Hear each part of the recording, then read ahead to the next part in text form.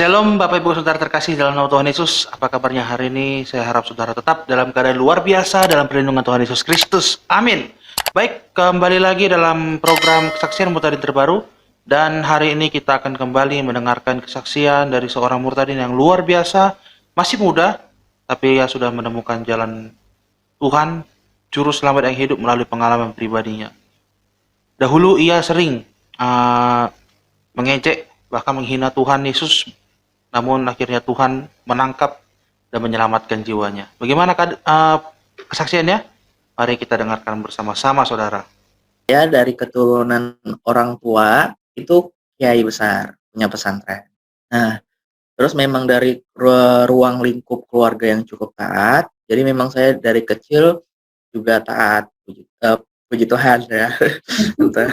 Terus ya, setelah itu, pada saat itu karena saya tidak merasakan yang namanya kebahagiaan dari kecil, mau itu dari pertemanan ataupun keluarga, jadi saya mencoba mencari itu di agama kita yang dulu, ya kan.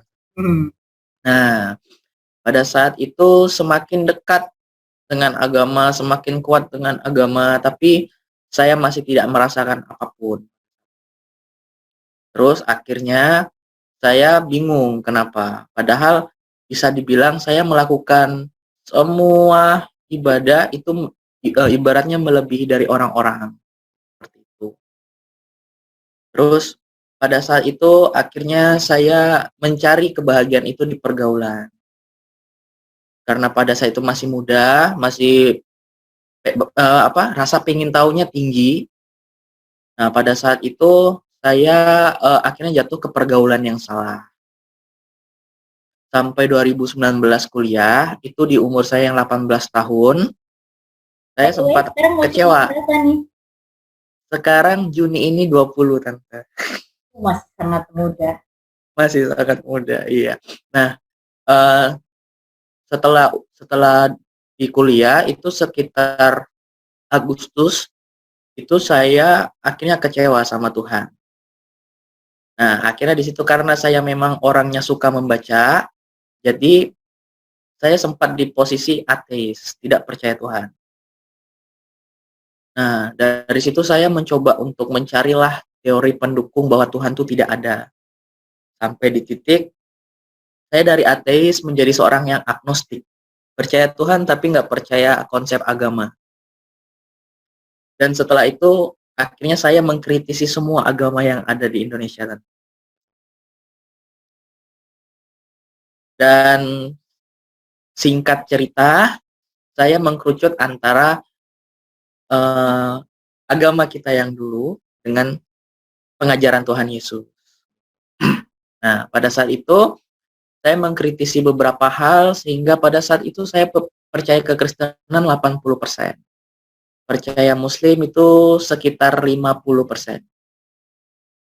Nah, banyak hal yang saya percayai dulu pada saat saya mencari itu tidak sesuai. Nah, akhirnya ketika saya mencari Tuhan dengan logika, saya mentok, nggak ketemu gitu. Pada saat itu saya udah bingung, ini gimana? Ini benar-benar ada Tuhan nggak sih sebenarnya? Pada malam itu sekitar tanggal 7 Oktober 2019, saya nantang Tuhan. Pada saat itu, saya bilang, kalau memang Tuhan tuh ada, buktiin. Saya udah mencari, saya nggak nunggu. Saya nggak nunggu Tuhan pilih saya, ataupun saya nggak nunggu Tuhan tiba-tiba ada di depan mata saya. Tapi saya ini mencari, saya udah belajar. Terus sampai malam itu, saya mengalami perjumpaan pribadi bersama Tuhan. Nah, pada saat itu saya mimpi, saya bangun di gua yang sangat gelap, badan saya penuh dengan kelabang. Spontan saya lari, dan nafas saya habis, saya udah jatuh, Tante. Udah jatuh, udah pasrah, kelabang udah naik setengah tubuh saya kan.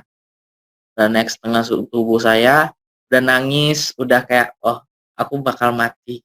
Udah pasrah lah pokoknya.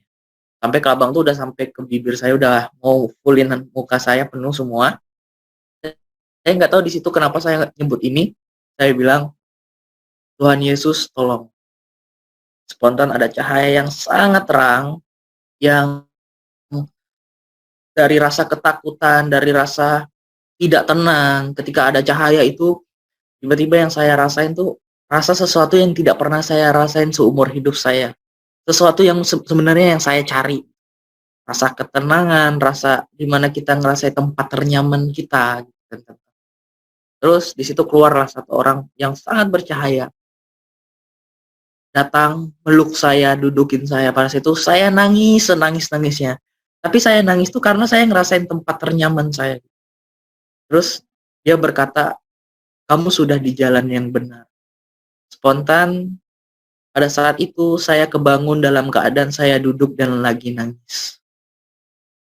Di situ, wah, saya udah nggak bisa berkata-kata. Maksudnya, saya itu dulu malah tuh sering menghina Tuhan Yesus dulunya.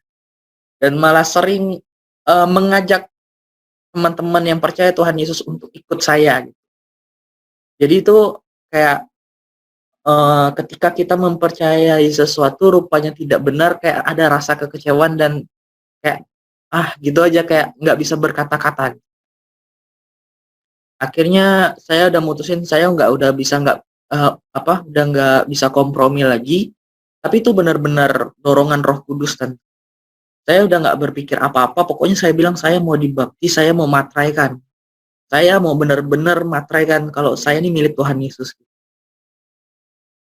Dan setelah itu akhirnya puji Tuhan saya dibaptis, dan puji Tuhan juga 2 hari setelah saya dibaptis saya dapat karunia bahasa roh. Amin, saudara terkasih dalam nama Tuhan Yesus. Saksian yang luar biasa, amin.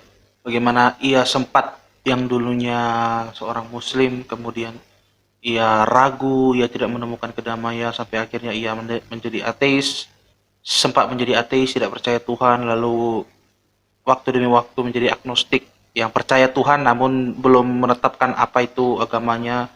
Dan ya suatu malam, suatu waktu dia bertemu dengan Tuhan Yesus, merasakan kenyamanan yang sangat luar biasa oleh karena kasih Yesus. Dan dari situ ia yang dahulunya bahkan menghina Tuhan, namun sekarang diselamatkan. Luar biasa Tuhan Yesus kita, amin.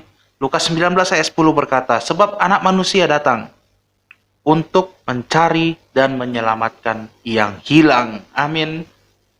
Tuhan Yesus datang untuk menyelamatkan kita, saudara. Kita yang sudah hilang, yang sudah jauh daripada Tuhan, kita diselamatkan oleh Tuhan Yesus.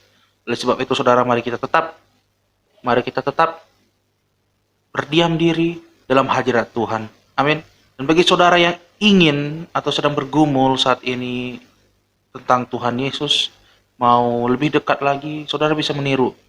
Saudara bisa jadikan kesaksian ini menjadi pelajaran bahwa ia bilang, Tuhan aku udah cari, mana engkau? Jadi saudara bisa berdoa pada Tuhan, Tuhan tunjukkan jalanmu padaku. Tuhan berilah aku petunjuk, supaya Tuhan tahu, supaya aku tahu dan aku bisa menerima. Tuhan akan memberikan jalan kepada saudara. Dan mungkin jalannya nggak harus sama seperti kesaksian-kesaksian yang sering kita dengar, mimpi bertemu dengan Tuhan Yesus, atau mendapatkan penglihatan. Jalan Tuhan berbeda-beda, saudara. Bisa saja nanti orang yang datang kepada saudara menceritakan tentang Tuhan Yesus atau apapun itu, bahkan Tuhan hanya bisa pakai batu, saudara. Jadi mari kita, bagi saudara yang sedang bergumul, saya mendorong saudara untuk berdoa kepada Tuhan, untuk meminta jalan kepada Tuhan, meminta petunjuk, agar kiranya Tuhan Yesus bisa memberi jalan saudara, membuka jalan agar kiranya kehidupan saudara bisa diselamatkan dan saudara bisa menerima Tuhan Yesus sebagai Tuhan dan Juru Selamat. Amin. Baik saudara, kesaksian yang luar biasa. Mari kita akhiri kesaksian ini. Saya Amron Stinja dari Khotbah Pendeta Channel. Sampai jumpa di kesaksian-kesaksian berikutnya. Tuhan Yesus memberkati. Shalom.